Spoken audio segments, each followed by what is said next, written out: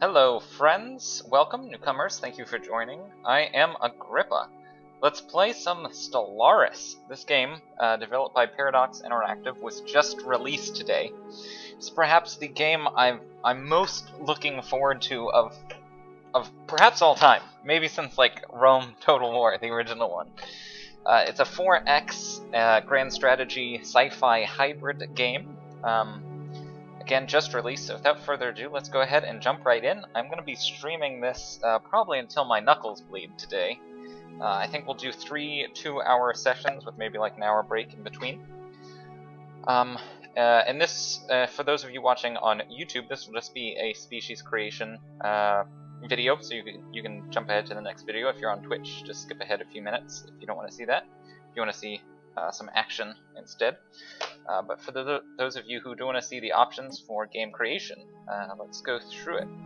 So when you start the game, you just do new game, obviously, and there are a whole bunch of pre-made races available for you with a variety of different species types, weapon types, warp transit types, all sorts of different empire traits and ethics that determine sort of the things you can do, what you're good at during the course of the game. I'm going to go ahead and create a new empire. I would like to play one of these standard ones at some point in time, because I think they are pretty well developed.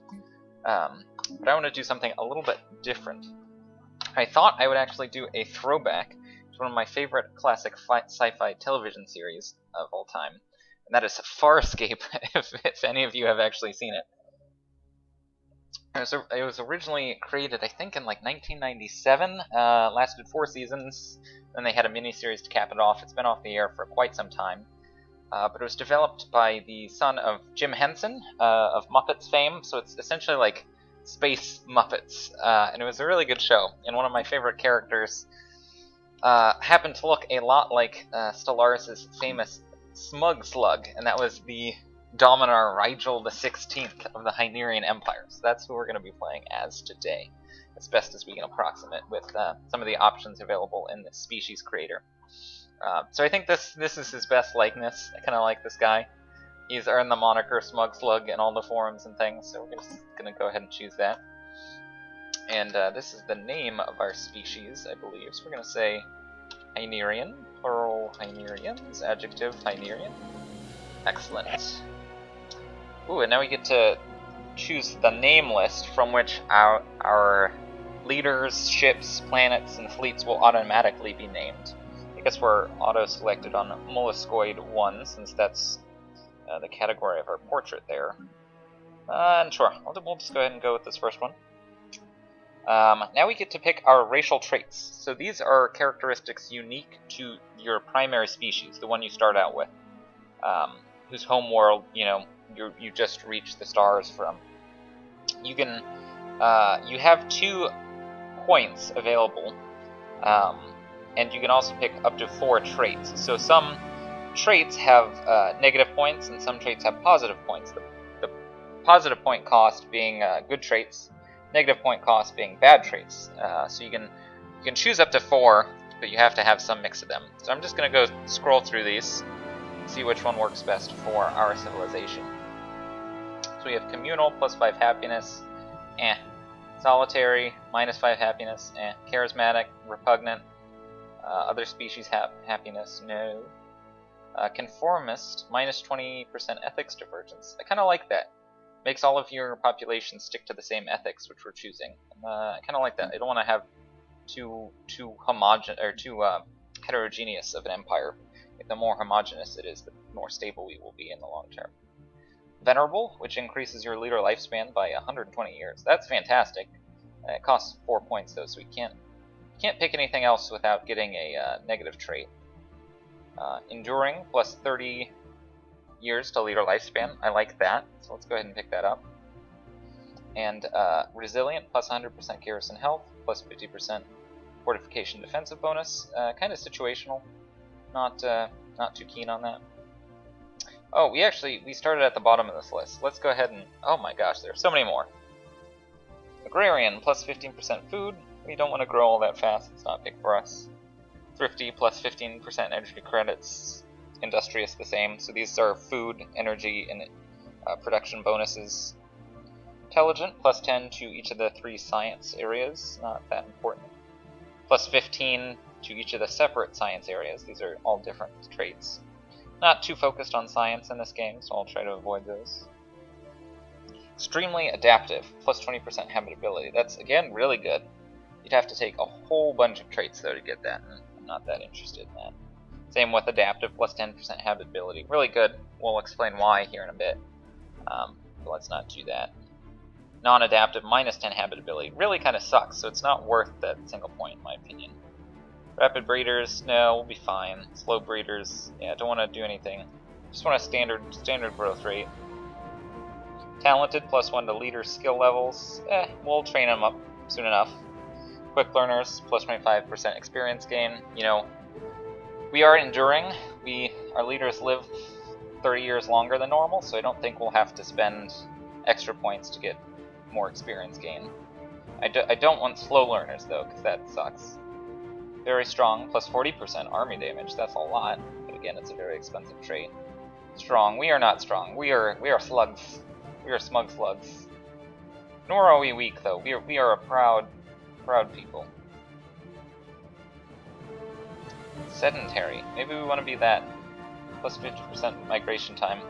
Plus 33% resettlement cost. I don't think we're going to be moving around all that much after we settle. So this looks like a good set. We have 0 points left. We still have 1 additional traits we could have picked, but we'd have to pick a -1 at this point in time, so I'm good with that. Let's go ahead and choose our ruler, who's obviously going to be Dominar. Well, I'll just do Rygel the 16th. Very nice. And we can change some of the phenotypes, hairstyle, and clothes color variants for species. The only ones we can change on this portrait are the color variants. And I kind of like the starting color the best, actually, so let's go with that.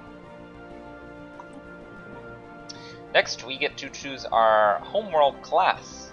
So it defaults to a continental world. You can choose whichever kind of different world you want to start on. Arid world, tundra world, Arctic world. I think we're going to go with an ocean world. For Smug Slugs, maybe we evolved from the ocean. This also determines the habitability of other planets to us. You can see that based on adjacency. So continental worlds and Arctic worlds will be more suited to us than desert worlds or arid worlds would be. They have increased habitability, which affects things like happiness and productivity down the road. So we'll keep that in mind. Go ahead and name this Hyneria. Star name, just gonna go Hynerian. There we go. City appearance. Ooh, these are really cool. Look at that. Mammalian city. Reptilian city. That one's really cool. Avian city. Molluscoid city. Fungoid city. Anthropoid city. Wow, the artwork on all these is just really, really cool. I guess we're just gonna go with the molluscoid city. So we are mollusks. Okay, now we get to choose our government and ethics.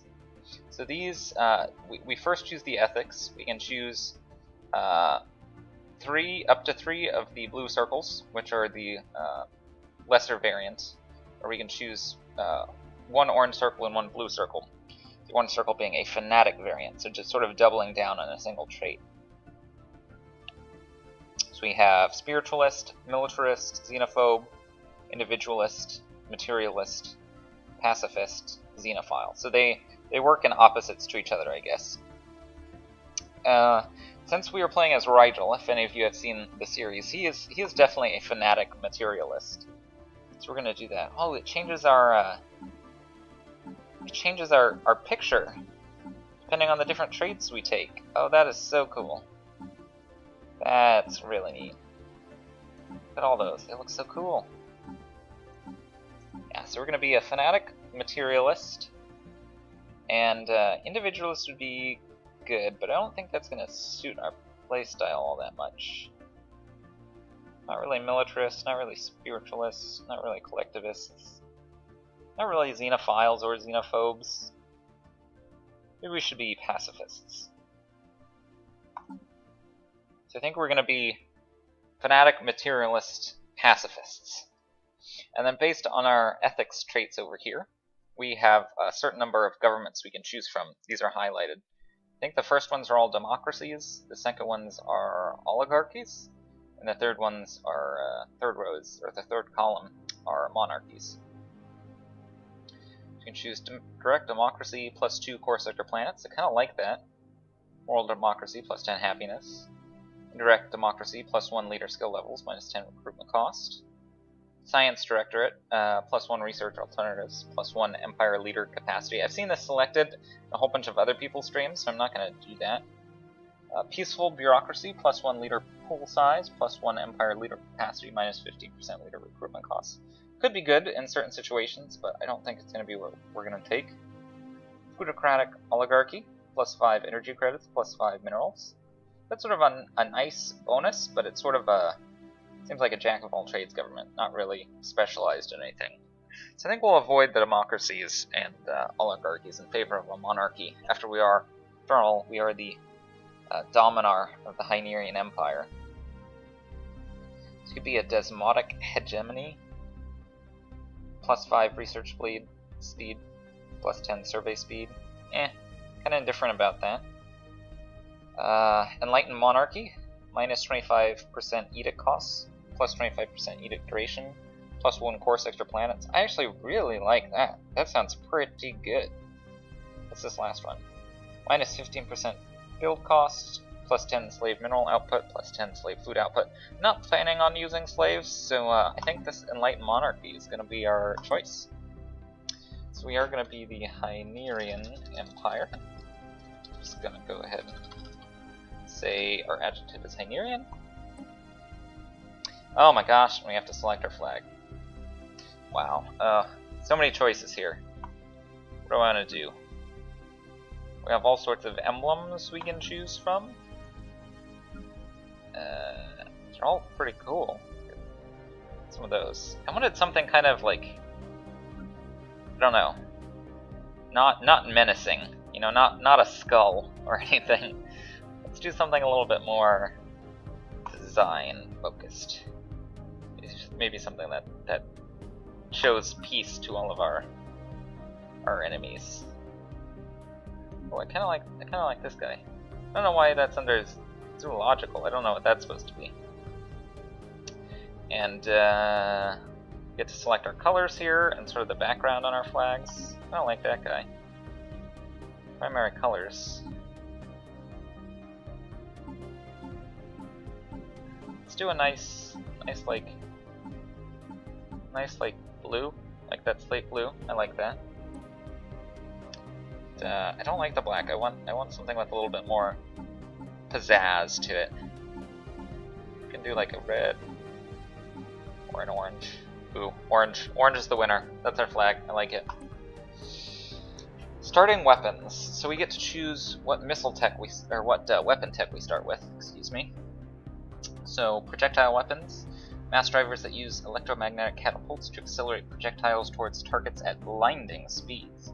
While somewhat limited in range, their kinetic energy and high rate of fire chew through shields with ease. You know, I don't think that's going to be that great of a starting tech because I'm under the impression that not many people start with shields. I might be wrong about that, but I think that is the case. Space missiles armed with nuclear warheads. Missiles have excellent range, but they are vulnerable to interception by point defense systems. I imagine not many people are going to have point defense systems at the start of the game. Or energy weapons. Well, you know, I really don't know how these are going to affect our gameplay right off the bat, so I'm actually going to go with projectile weapons. I just think they're cool. I like the idea of mass drivers over lasers or missiles or something like that, so yeah, we'll go with that. FTL method, we can choose warp, hyperspace, or wormhole travel. For those of you new to Stellaris, or if you haven't seen some of the footage so far, warp travel is an engine that you put on your ships, so they can travel essentially anywhere within range. It's sort of like the, I don't know, Star Trek variety of warp travel. Hyperspace is more like Star Wars, where there are particular hyperspace lanes between two different solar systems. This is more typical to 4X games, kind of how they did it in Endless Space, And then wormhole travel. You build a station that can generate wormholes that allow your ships to travel between any two systems in range, regardless of whether or not that wormhole station is in the system you're leaving from. Which is actually pretty good, but again, I like the idea of hyperspace lanes. That always just seemed kind of cool to me, that there are sort of predestined highways in space. And then it looks like lastly we get to select our ship appearance. And since we're mollusks, I'm just going to go with the molluscoid ship again. It looks pretty cool. No complaints there. And let's go ahead and save our species for future play if we want to do another run through. And looks good. Let's go ahead and dive right in. Alright, we have to set up our galaxy. So galaxy size, medium, 600 stars. That sounds great. Galaxy shape, elliptical. That sounds fine. I'm going to kind of do all the starting stats just right off the bat. The one thing I think I am going to change though is the AI empires. I've watched a fair amount of stream footage so far, and it kind of seems like the empire starts getting crowded much earlier than I would like. I think one of the strengths of this game, as far as I understand thus far, is the randomized exploration element. And I really want us to feel that exploration in the traditional 4X. I want it to sort of feel like we're venturing out into the great beyond. So I'm actually going to lower that a little bit. I think it started at 17. Maybe we'll do 12. That's right in the middle there. And then for advanced AI starts, we'll probably lower that down since we lowered the number of AIs by almost a third. Yeah, we'll just go ahead and do 3 advanced AI starts, I guess that's fine. Normal difficulty, loud FTL method, any. I would normally play on Iron Man, but I don't know any of the achievements, and I don't know how this game runs on my computer yet, so I don't want to do that and have it crash at all. So we'll just play on Iron Man for now. We'll go ahead and start the game. Well, I'm so excited. Hope we get a good starting system. You always start with one habitable planet and a solar system with other bodies, none of which are coded to be habitable. You'll only ever just have one habitable world in your starting system. There are randomized mineral and energy sort of deposits on each planet that we'll be able to exploit once we have the proper ships and techs and all that. Let's go ahead and read this, and then we'll put a cut here. In the eons since the first primitive Hynerian communities took shape in the archipelagos and lagoons of Hyneria, our civilization has spread and prospered. There were many dangers as we advanced through the ages, and some of us were still prone to violence during a few of the darker periods of history. Finally, we were brought into the protective embrace of a single enlightened ruler and united under one banner. That's me, Dominar Rygel XVI. Now, after the discovery of the hyperlane network, the finest minds of the Hynerian Empire have finished development of the first hyperdrives. The stars themselves are finally within our grasp. Let's begin. Thank you for watching the video. I will see you in the next one.